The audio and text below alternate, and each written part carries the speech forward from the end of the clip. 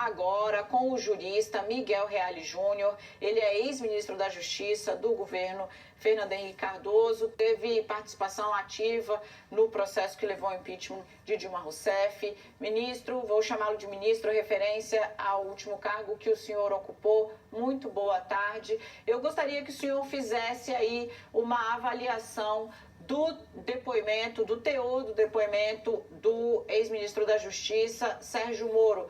O senhor acha que os caminhos apontados ali são suficientes para que se aprofunde a indícios de crime para abertura de uma ação penal, por exemplo? Boa tarde, é uma satisfação estar aqui com os espectadores da CNN. Quero dizer o seguinte: não houve fatos novos, relevantes, trazidos pelo ex-ministro Moro no depoimento antes prestado em face daquilo que ele já havia dito na entrevista quando se afastou, quando requereu a exoneração. Há, no entanto, um elemento que vai ser fundamental, ou seja, o vídeo acerca da reunião ocorrida com os ministros, com o presidente e os ministros. Desta reunião, Moro disse que nesta reunião teria o presidente expressado que queria efetivamente a mudança do diretor-geral da Polícia Federal e a mudança do superintendente do Rio de Janeiro, que se isso não ocorresse, ele mudaria também o ministro da Justiça. Os generais que integram o gabinete, os ministros Planalto, foram também indicados para prestar depoimento e, evidentemente, esse depoimento dependerá da existência ou não desse vídeo. Ou seja, eles não poderão, de forma alguma, discordar, não é? Dizer algo diferente daquilo que o vídeo vai revelar. Não vejo, diga.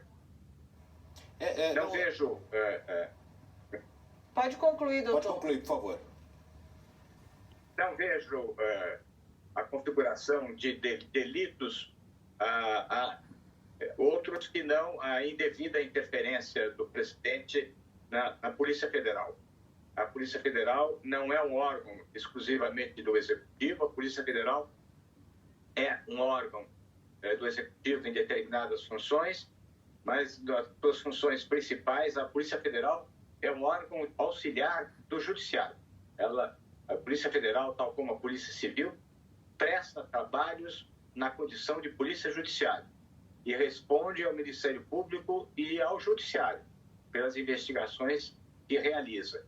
E essas investigações não devem, de forma alguma, chegar ao conhecimento do agente político, senão é transformar uma agência, um organismo de investigação policial num organismo político.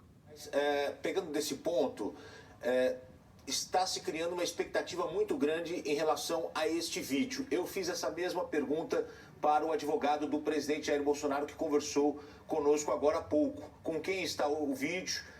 Existe realmente esse vídeo? Ele disse que não poderia revelar por conta da estratégia que eles estão montando agora de defesa.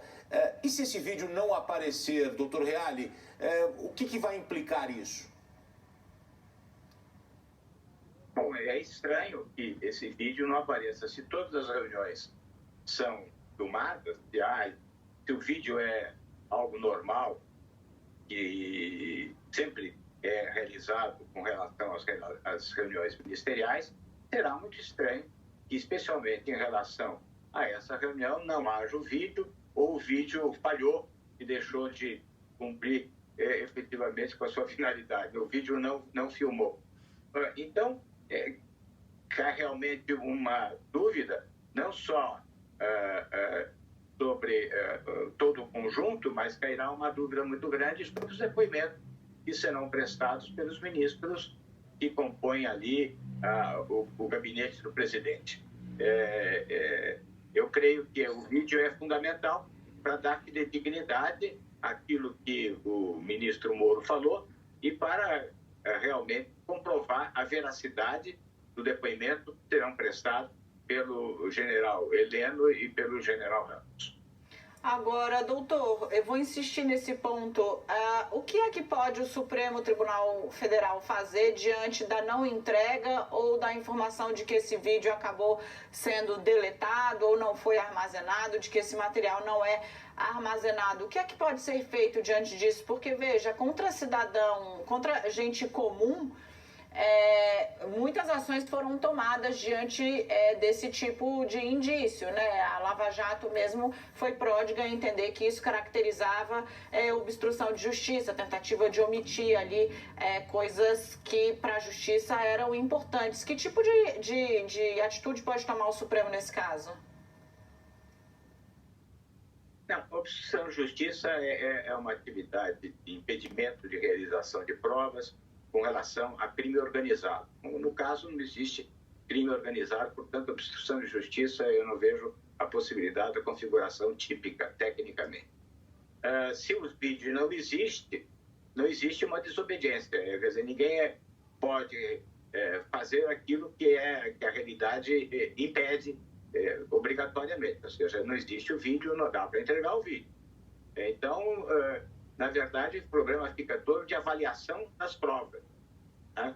Não existe nenhuma consequência possível. Agora, se o vídeo existiu, e se o vídeo existe, ou se o vídeo existiu e ele foi desfeito, aí sim é fraude processual. Né? O crime é um crime de fraude processual. Agora, se o vídeo não existe, não há delito nenhum praticado em razão da não entrega desse vídeo à Polícia Federal, ao Supremo Tribunal Federal. Agora, se o vídeo existiu e houve deturpação do vídeo ou eliminação indevida do vídeo, eliminação do vídeo imediatamente após ter havido a reunião ministerial, é um crime de fraude processual. Para saber quem teria sido o autor dessa fraude processual. Doutor Reale, depois que a CNN mostrou em primeira mão o depoimento de Sérgio Moro, nós mostramos ontem aqui por volta de 4 horas da tarde, internamente, dentro do governo, se falou que a montanha pariu um rato. O senhor entende dessa forma? Não sei o que se esperava desse depoimento. Eles estavam esperando que a montanha pariu um rato, é porque estavam esperando que saísse um elefante. Né? Então, o Bolsonaro devia ter conhecimento das conversas que ele teve e imaginar que havia gravação dessas conversas por parte do Moro. O Moro, no entanto, disse que deletou várias das conversas, que fez uma limpeza das mensagens trocadas com o presidente, mas eu creio que basta, né, para a configuração de crime, de responsabilidade, a troca daquela mensagem em que o presidente diz que era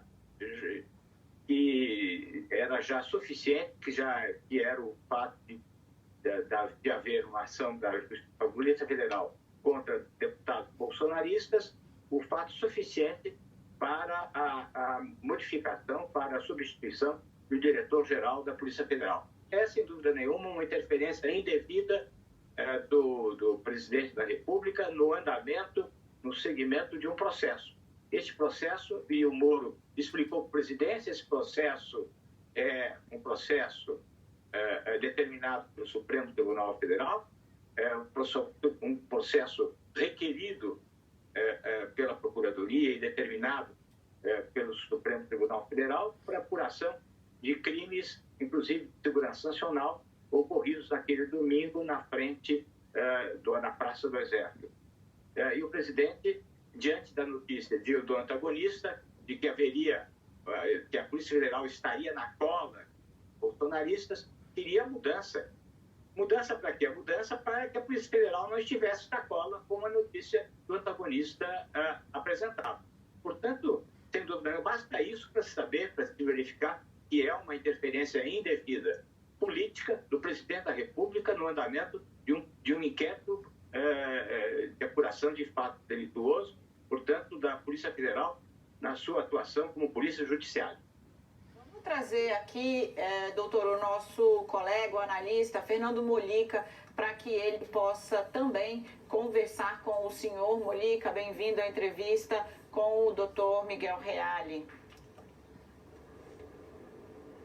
Obrigado, Dani. Ministro, boa tarde. O senhor foi um dos autores do pedido de impeachment da então presidente Dilma Rousseff. Pelo que o senhor, não apenas pelas declarações do ex-ministro Sérgio Moro, mas também, como o senhor citou agora, pela presença do presidente da República diante daquele ato em frente ao comando do Exército, ao quartel-general em Brasília. O senhor acha que já haveria condições jurídicas, não falo políticas, mas jurídicas, para um pedido de impeachment de Jair Bolsonaro? Sem dúvida nenhuma, o Bolsonaro tem dado motivos a cada final de semana para propositura. Basta a ofensa ao decoro. O problema do decoro é de agir com compostura, com dignidade no exercício do cargo.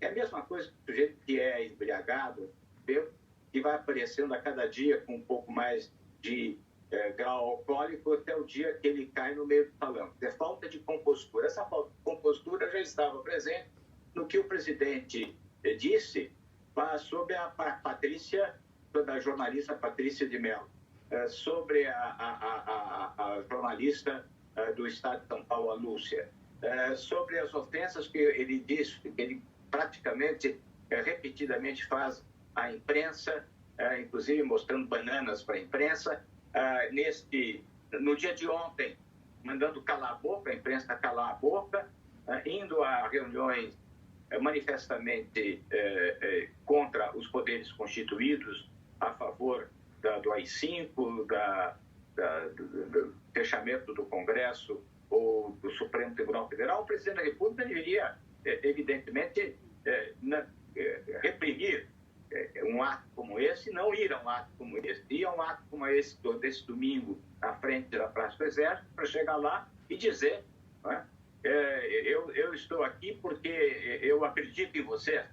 Na hora que ele diz eu acredito em vocês, ele está anuindo, ele está aderindo ao teor da manifestação, que era uma manifestação que dizia intervenção militar já com Bolsonaro, abaixo o Maia, abaixo o Congresso.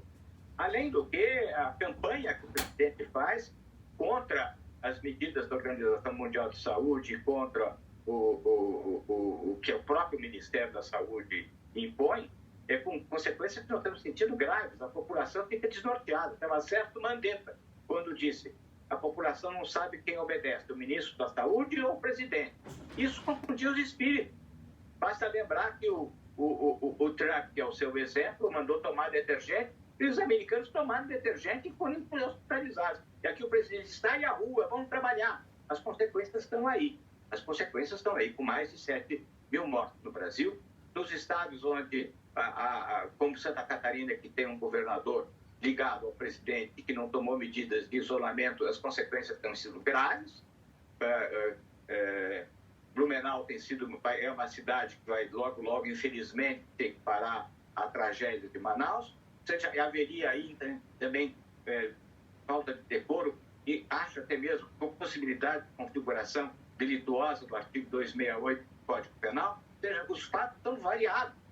Nós estamos sempre, a cada final de semana, sendo surpreendidos por atos absolutamente impensados do presidente da República, agressões e agressões às pessoas e às instituições. Isso seria absolutamente suficiente para a propositura. Não acho que seja o momento, manifestei isso, porque faltariam condições políticas, ou não é o momento de estarmos fazendo diversionismo. Chega o diversionismo que o Bolsonaro já pratica. Né? Entrar numa guerra política agora, de impeachment, que é um processo demorado e doloroso, e desvirtuando as atenções para o combate ao vírus, em vistas de um debate político para impeachment, me parece que não é aconselhável, apesar de que a nação já está cansada dos fins de semana de Jair Bolsonaro. Doutor, eu gostaria de voltar a falar um pouquinho sobre esse depoimento. O senhor vê ali, então, como ponto principal, ponto central, essas indicações de que, pelo entendimento de Sérgio Moro, o presidente tentou interferir politicamente na Polícia Federal. A sucessão de fatos a essa alegação, ou seja, o fato de que sim, depois da saída antes da saída de Moro, o presidente demite o diretor-geral da Polícia Federal, tenta nomear o nome que é apontado por Moro no depoimento, sofre ali uma intervenção do Supremo Tribunal Federal, consegue um outro nome e depois esse outro nome, como primeiro ato, muda o comando da Superintendência da Polícia Federal no Rio de Janeiro. Ou seja, esse roteiro de fatos pode também ser levado em conta no processo, nesse inquérito, na avaliação do que disse Moro? Sem dúvida, é todo um conjunto. São indícios, há toda uma lógica, há uma concatenação desses atos. Os atos vão se desenrolando e o presidente tem tanta sofreguidão para a mudança do diretor, da superintendente da Polícia Federal no Rio de Janeiro, que dentro mesmo desse quadro, com todas esses indícios, todas essas desconfianças, uma acusação do Moro, exigiu, né, que o novo diretor da Polícia Federal tivesse como seu primeiro ato a substituição do diretor, do superintendente do Rio de Janeiro, com a desculpa de que ele venha a ser o segundo homem da Polícia Federal. Ora, isso é uma desculpa, é tudo tão bizonho, não é? Chega a ser bizonho. É evidente que o primeiro ato foi praticado foi tirar o superintendente do Rio de Janeiro. E isso se casa com a frase que o Bolsonaro disse no sábado, né, muito significativa, de que o presidente teria dito: você tem 27 superintendências, eu quero uma só.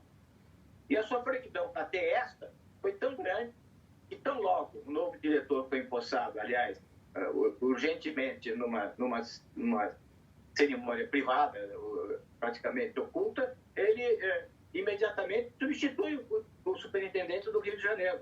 Quer dizer, essa freguidão era tanta que nem se quis disfarçar, né? Se mostrou a céu aberto qual era efetivamente a intenção, a necessidade de mudança do diretor-geral da Polícia Federal, com a finalidade de mudança do superintendente do Rio de Janeiro.